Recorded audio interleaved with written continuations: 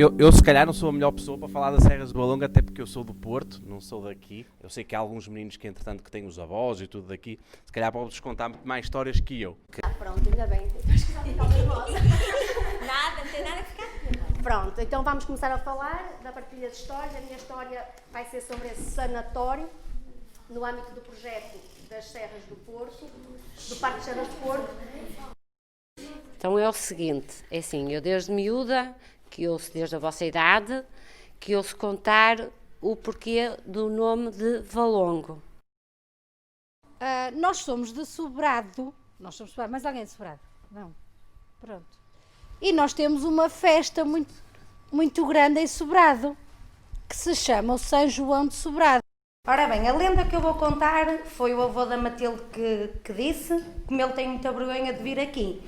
Sou eu que vou contar, mas é do avô dela, ele é que sabe muitas histórias e disse. Então é o seguinte. Isso foi uma história baseada.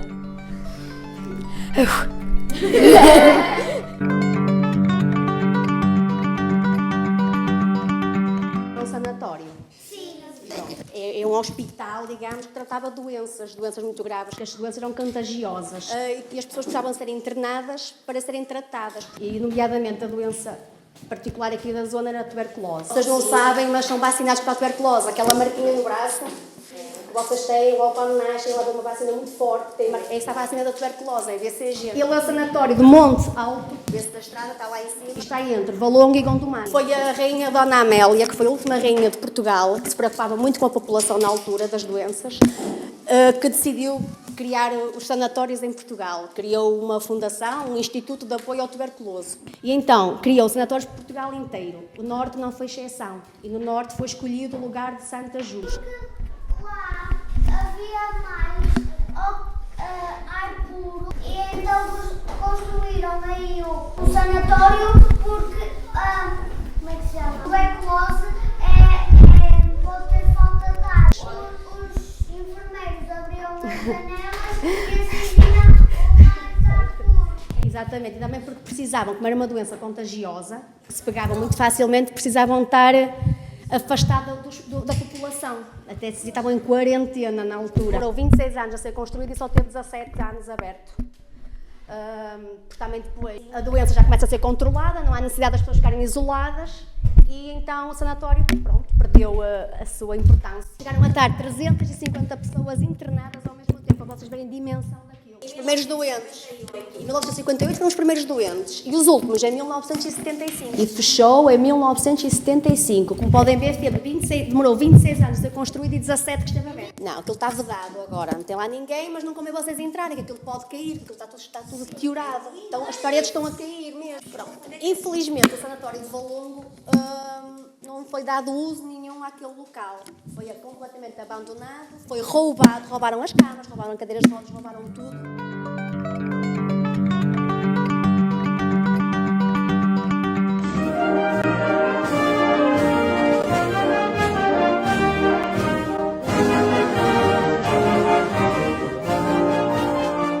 No dia 24 de junho, 24 de junho. em Sobrado, durante todo o dia, quase que contam a história, recriam a história, uma lenda que terá acontecido. É sobre uma lenda de um milagre de São João que terá acontecido na Serra.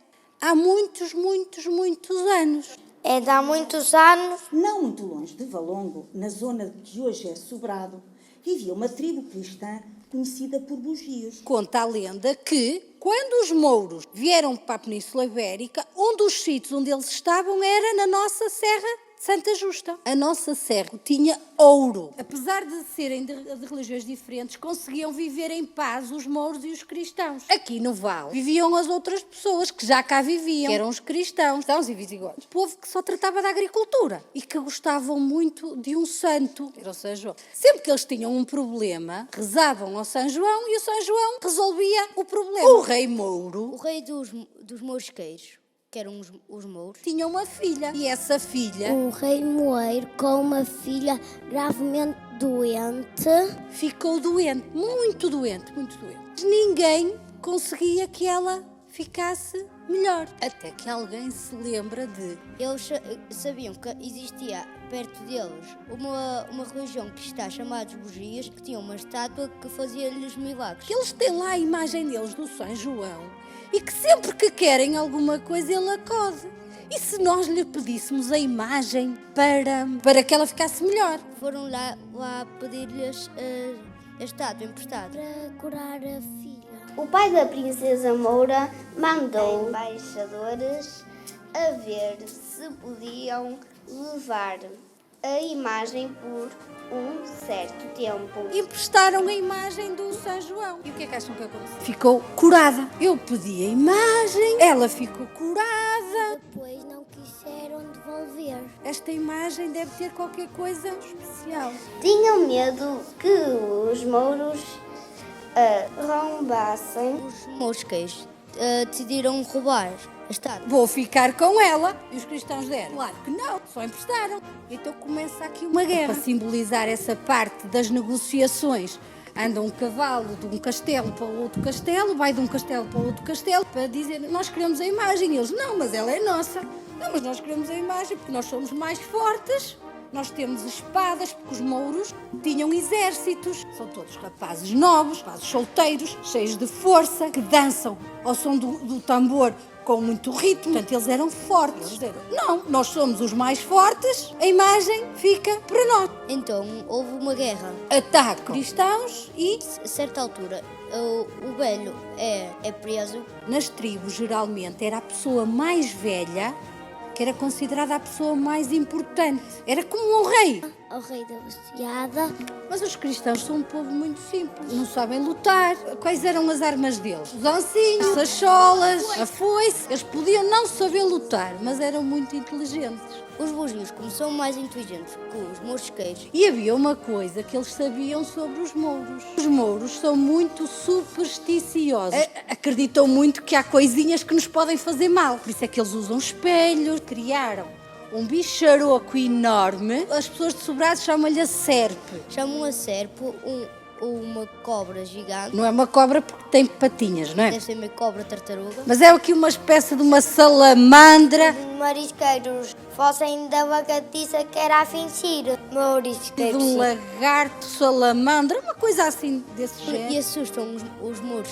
Vão atrás deles com essa serpe. Os mouros, quando veem aquilo, ala que se faz tarde, toca a correr e fogem. Deixam o velho. E recuperam a estátua. E há uma música que é...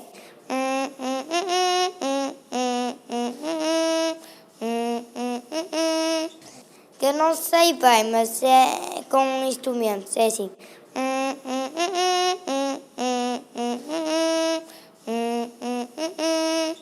É assim a música. Depois há uma dança. E sabe o que é que dizem no fim? Ele é nosso. Ele é nossa. Porque a imagem é nossa. É por isso que os bugios ainda hoje dizem: ela é nossa, a imagem é nossa. A imagem de São João é dos cristãos. De manhã há sempre a procissão que às vezes há. E agora é celebrada todos os anos em Sobrado, 24 de junho. Essa história nós recriamos no dia 24 de junho, porque é o dia de São João, mas terá acontecido aqui, entre quem vivia cá embaixo nos campos, no vale, junto ao rio, e os mouros que estavam a ocupar a Serra de Santa Justa, à procura do ouro. Dizem que em vez de ser bucios e mourisqueiros, é buciadas e mariscadas.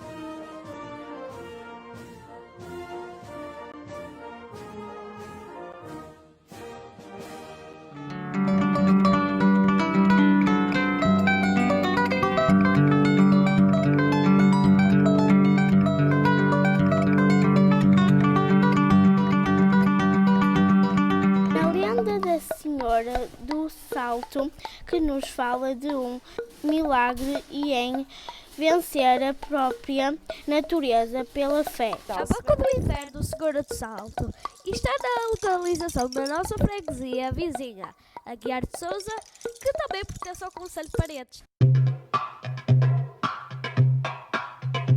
Conta-se que um cavaleiro andava à caça a perseguir uma lebre. E lá naquela época diziam que as lebres significavam, como posso dizer, acho que é uma palavra muito forte, capetinha. Eu quis dizer o diabo mesmo. E a certa altura ficou confuso.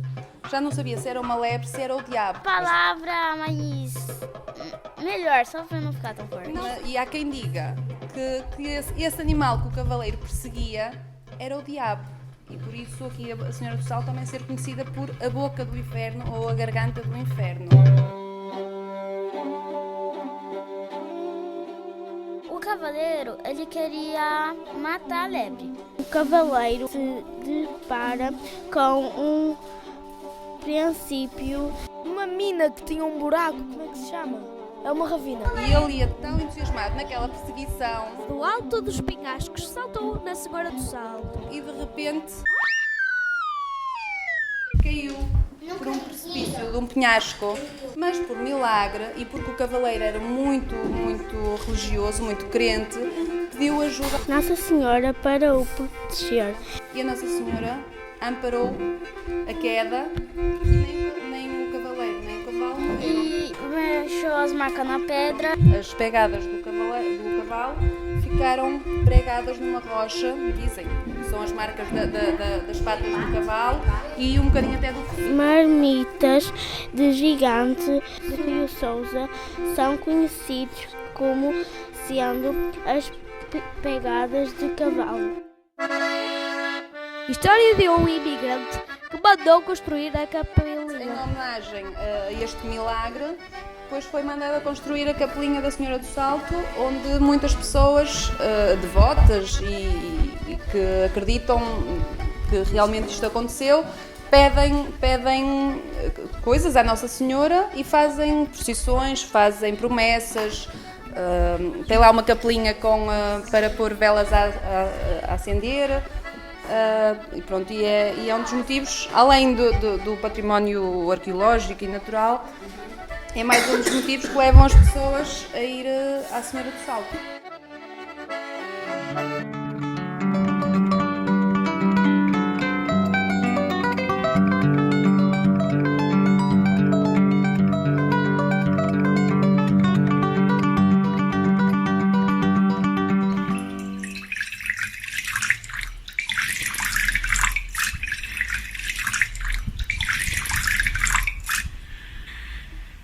A lenda da Serra da Pia. Era uma vez uma princesa que morava numa casa e com o passar do tempo começou a adoecer. E passado pouco tempo morreu. E a sua casa foi toda destruída. Mas a eira ainda está lá e não nasce nada lá. Porque as plantas e a sua eira têm saudades dela. Então é o seguinte, a lenda que eu vou contar é conhecida por Lenda da Serra de Pias, ou Pias de São Martinho. A Pia da Serra estava seca e o ano era muito seco. Quando havia muita falta de chuva, e era muito importante para a agricultura e os pastos, porque naquele tempo havia muita escassez de alimentos, muita fome, e os agricultores não tinham outro meio de sustento. Os habitantes de Aguiar de Sousa, São Martinho do Campo, que somos nós, São Pedro da Cova, o povo juntou-se em grupo numa procissão até à Pia. Iam em procissão à serra. E começou a chover em pleno verão. Então a pia nunca mais se secou. Depois de secarem a pia com panos de linho que estavam lá, cada um levava o seu paninho de linho e faziam orações para a chuva voltar. Quando regressavam, já vinham pelo caminho, já vinha a chover. Lá também existe um campo que se chama Campo de São Martinho. São Martinho de Touros, na sua passagem pelas terras de Valongo, subiu à serra. Dizem que o campo não seca por ter passado o São Martinho que tinha sede e pediu água. Onde tinha uma pia que deu de beber ao seu cavalo, que tinha sempre água, porque foi a água que São Martinho pediu. e por isso passou a chamar-se Serra de Pias. Na Serra de Pias tem uma rocha que tem uma marca que parece uma ferradura de um cavalo. Na pia onde bebeu o cavalo de São Martinho, deixou a marca da pata na rocha e comeu no campo sagrado, local onde nunca mais cresceu qualquer arbusto. Deu o nome de São Martinho do Campo. São Martinho do Campo, somos nós. À povoação e passou a ser o seu padroeiro. E então ficou conhecida como a Serra da Pia ou a Pias de São Martinho.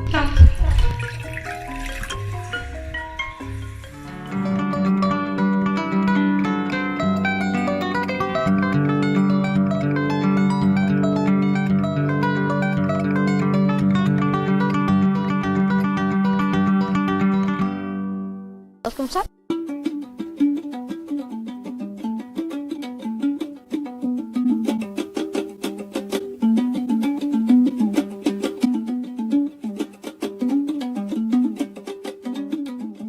Diz a lenda que há muito tempo haviam dois povos rivais, os cristãos e os árabes. No meio desta rivalidade houve um casal que se apaixonou. Um rico negociante judeu, Samuel, recém-convertido ao cristianismo, a sua filha Susana. Tinha uma filha chamada Susana. Jovem cristã chamada Susana Se apaixonou por um jovem domo. Uma moura que se apaixonou por um cristão. Uma cristã, Susana. Donos era um romano e Susana era uma cristã. Um árabe, Domus. E eles, um dia, eles apaixonaram-se. Como o rapaz era mouro, não podia casar. E então, naquele tempo, não era viável, não era... Como é que eu hei de explicar para vocês poderem entender? Não se podia um cristão namorar com uma moura. Os pais não queriam nada entre eles. E o mouro pediu para ser batizado e casar com a jovem. No entanto, o acordo com os muçulmanos foi impossível. Não podendo viver juntos, decidiram abandonar o local onde viviam. E então fugiram os dois. Então eles decidiram fugir. E então eles tiveram que fugir.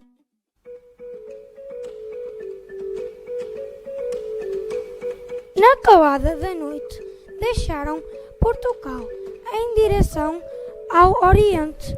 Fugiram por essas terras fora até que vieram parar aqui. Chegados ao topo da Serra de Santa Justa, Susana parou, espantada pela beleza e o tamanho do vale. Depararam com uma paisagem lindíssima. Viram um vale muito longo.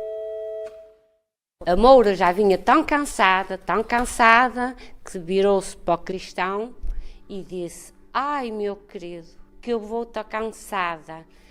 Que vale tão longo. Então eles decidiram dar o nome de Vales Longo. E daí nasceu Vales Longo. Que agora é Valongo. Valongo. Ficaram tão maravilhados que decidiram ficar lá a viver para sempre. Só que esse amor era proibido. Então havia uma pedra grande que se chamava Piloco. E eles como esse amor era proibido, eles iam para trás do Piloco namorar, às escondidas. O Piloco era o esconderijo deles para namorarem. A povoação que foram construindo chamaram de Susão, em homenagem ao nome Susana. Susão, por causa do nome da Susana. A Susana daí derivou a Susão e ficou o nome Susão. E é isso que eu sei.